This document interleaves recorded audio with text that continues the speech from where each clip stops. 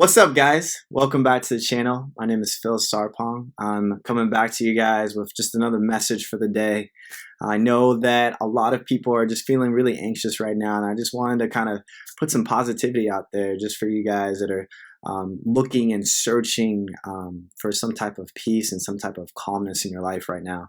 One of the things I wanted to share today was how anxiety can strike at any point in time, right? It comes when you least expect it.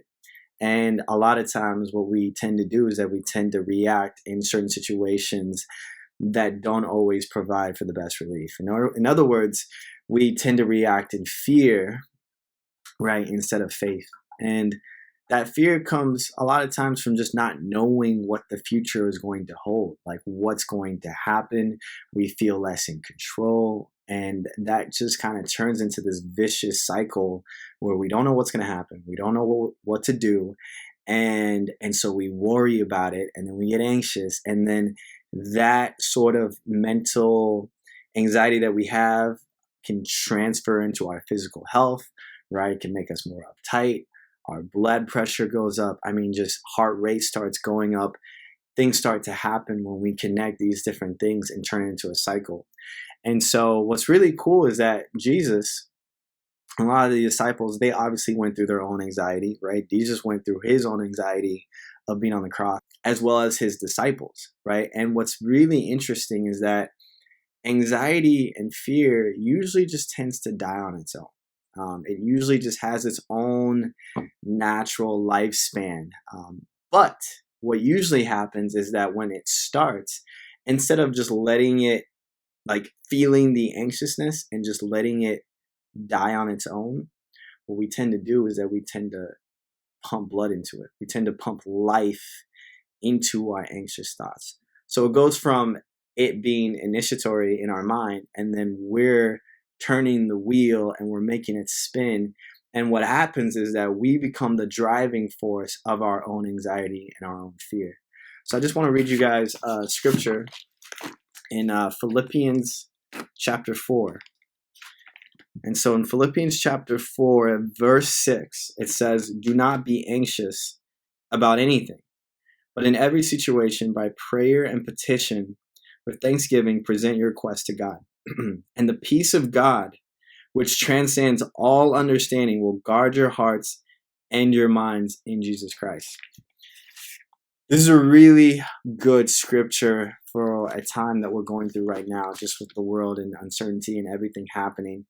And what I really want to encourage you guys with is the driving force of your fear is oftentimes you.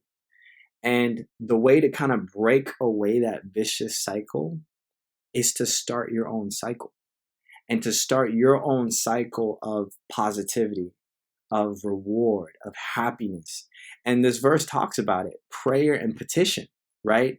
Do not be anxious about anything. In fact, replace your anxious behavior with something else, with something positive. Replace your thoughts with something else. Allow that anxiousness to come into your body, come into your mind, and then just breathe it out, right? Let it die on its own. Don't feed it more negativity. Don't feed it more angst and anxiety. Like, just let it die. And what's really cool is that what you can do in order to let it die is that you can make another cycle. And that cycle can be what you want it to make, right? That cycle can be a cycle of consistently praying, right? Maybe setting 5 minutes aside every couple hours to go in the bathroom or go into your bedroom and just pray for a couple seconds. Maybe it's every morning you wake up and you meditate. Maybe it's every couple hours you text someone like an encouraging thought. Like, you have to start your own cycle. You have to initiate your own positive reactions to fear and to anxiety. And so I hope that really encourages you guys. I hope that kind of transforms your mind into how you think about anxiety and fear, as it's something that can just die away on its own. But if you feed into it, you're going to create that vicious cycle. But in order to break that vicious cycle, start a vicious cycle of your own and see how that works for you. And so that's all the time I have for today, guys. But I hope that encourages you. Love you guys, and I hope to see you in the next video. All right, take care.